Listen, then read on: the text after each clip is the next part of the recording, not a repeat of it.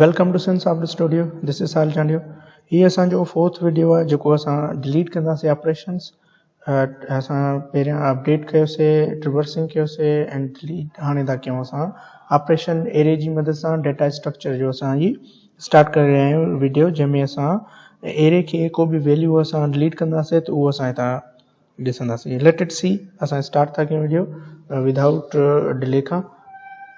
असां ईंदासीं सब खां पहिरियां इंटीजर एरे एंड एरे असांजी घणी साइज़ आहे। मिसाल तव्हां जेतिरी साइज़ ॾींदा ओतिरी साइज़ तव्हांजी। मिसाल 10 था ॾियूंसि।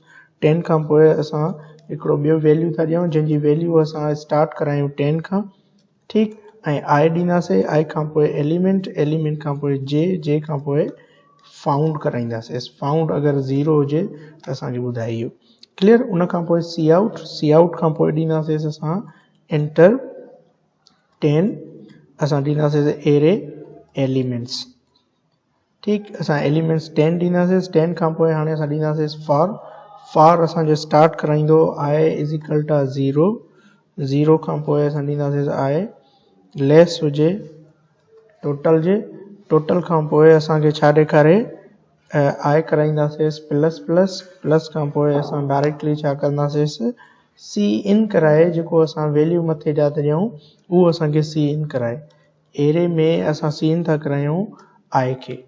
क्लियर। उन खां पोइ असां ईंदासीं सी आउट ॾेखारे। सी आउट में असां था चऊं त असांखे सी आउट में सिर्फ़ु छा ॾेखारे, एन सेकंड लाइन पहिरां ते ऐं असांखे छा करे ॾेखारे एंटर। असां ॾींदासीं एंटर एलिमेंट। एलिमेंट एंटर करे टू डिलीट जेको बि असांखे डिलीट करिणो हुजे त उहो असां हिन मैसेज जे थ्रू चेक कंदासीं। ठीकु। उन खां पोइ सी इन असां जेको एलिमेंट डिलीट था करणु चाहियूं उहो हिते ॾींदासीं। मतिलबु जेको बि नंबर हूंदो उन हिसाब सां असां उनखे डिलीट था करणु चाहियूं। फॉर ॿीहर असां फॉर स्टार्ट कंदासीं। फॉर खां पोइ असां ॾियूंसि था आई इज़ इक्वल टू 0। 0 खां पोइ आई लेस हुजे टोटल खां। ठीकु आहे। जेको मथे असां टोटल 10 ॾेई आयासीं उन्हनि खे प्लस प्लस करे ॾेखारे। असां हिन जो ब्लॉक ठाहींदासीं फॉर जो।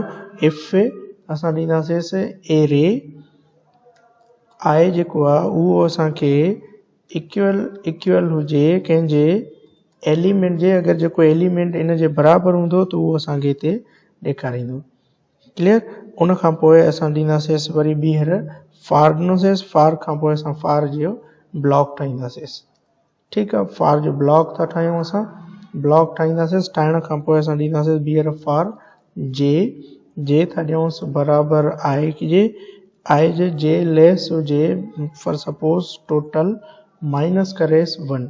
क्लियर। जेको असां डिलीट था करणु चाहियूं उहो हिते डिलीट करे ॾेखारे। डिलीट खां पोइ जे छा करे प्लस प्लस करे ॾेखारे।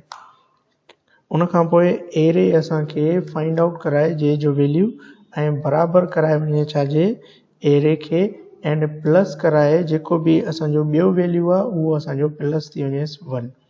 ठीकु आहे। मतिलबु डिलीट वारो जेको वैल्यू हूंदो उनखे हिते डिलीट कराए। ऐं अगरि असांखे ॾेखारे वैल्यू उनखे असां लिखारींदासीं फाउंड कराए प्लस प्लस। जेको फाउंड वैल्यू आहे न उहो प्लस प्लस कराए ऐं आई छा करे माइनस माइनस करे जेको डिलीट थी वञे वैल्यू। ऐं टोटल बि असांजो छा थी वञेसि माइनस माइनस थी वञेसि। ऐं करली ब्रेस टू ई बंदि आहिनि। हीअ असांजो एतिरो प्रोग्राम आहे जंहिंजे थ्रू असां अगरि एरर हूंदी त असां चेक करे वठंदासीं। अदरवाइज़ असां रन था करायूंसि। रन कराइण खां पोइ सेव था कयूंसि। असां ॾियूंसि था delete element dot C plus plus.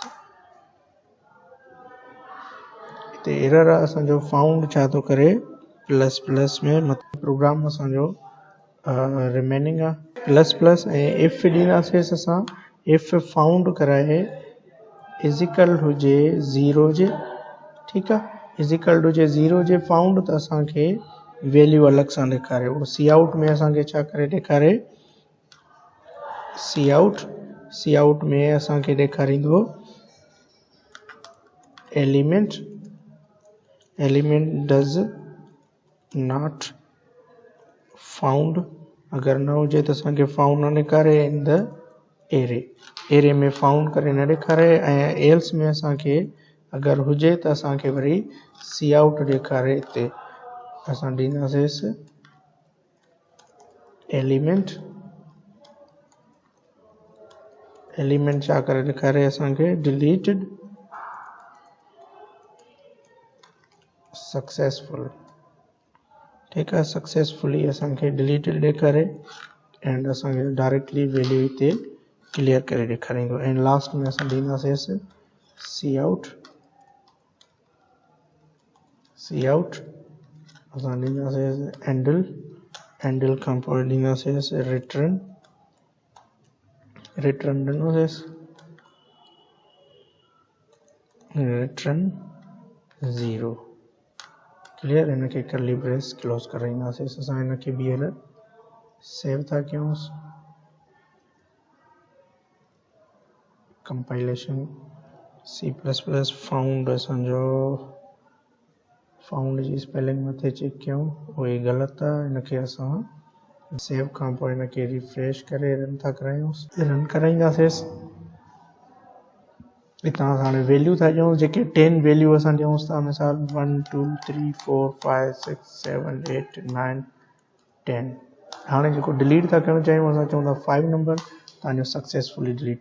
अगरि इन केस असां को बि वैल्यू था ॾियूंसि, मिसाल तौरु आउट ऑफ असां था ॾियूं जेको असांजे हिन में आहे ई कोन, त उहो असां छा कंदासीं, मिसाल तौरु मां हाणे थो चयांसि त असांखे ॿुधाईंदो त element does not found in array.